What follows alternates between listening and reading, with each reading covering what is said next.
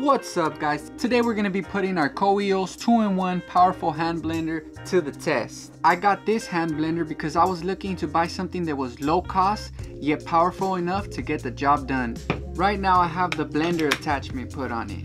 Here's the second attachment, the whisk that comes with it. For my habanero salsa, I got lightly roasted habanero peppers here, some green scallions, 2 cloves of garlic, a small bunch of cilantro, some cabbage, and 2 tomatoes. I'm gonna use this gallon pitcher to blend it all. The blender has 6 speeds. I'm gonna put it on the highest speed. Before you throw your ingredients in, it's always best to cut them into small pieces. It's gonna make the blending process a lot easier. Here goes the cabbage.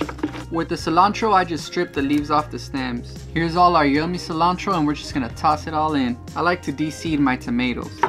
So I chop them in half and with the knife I just scoop out the seed. You want to be careful, you don't want to cut yourself. I'm gonna go ahead and cut my tomatoes into small pieces too so that the blender could easily catch it. About that big right there, nothing too small. I'm gonna add 2 scallions. These are roasted. Smells so yummy. 2 garlic cloves. In they go. I have 5 habanero peppers. I just cut them in half, reveal the seeds and scoop them out. Bam! We got all our ingredients inside now. It's looking nice and colorful in there. Now we're gonna go ahead and use the blender at the highest setting and see if it could handle all of this and turn it into a nice habanero salsa. I'm gonna add some water. Looks like a good amount. If we need more, we'll add it.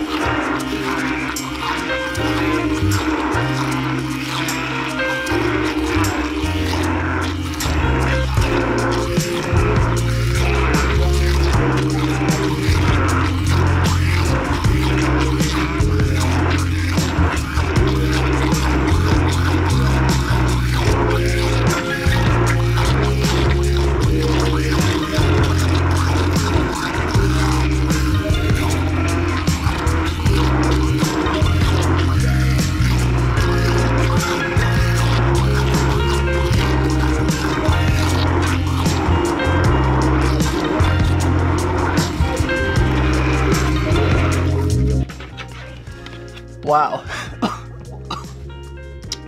The aromas are powerful. But look, you can already tell it's looking like a beautiful sauce in there. It works really good. I'm happy with the result. Woo! That habanero is just filling the air. I'm gonna go ahead and blend it a little more and then we'll be back with the final result.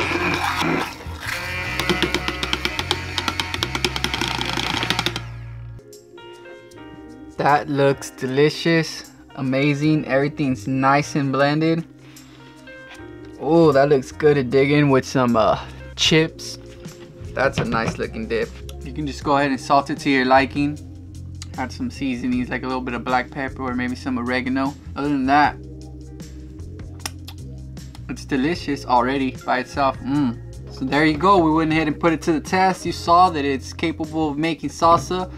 It chops right through that thick cabbage. It went through the onion, the tomato, the peppers. Those are crunchy little veggies. Overall, I'm digging this blender. It doesn't feel hot right now. It feels warm from using it right now. You can see the results. Nice, beautiful, blended, thick habanero salsa. If you're interested in checking this blender out for yourself, you can learn more about it in the link down below. It'll take you directly to the product page so you can learn more about the items, see similar items, and buy if you wish. And if you do decide to buy, I get a small cut at no extra cost to you, so I really appreciate that. So far, I'm satisfied with my low-cost blender.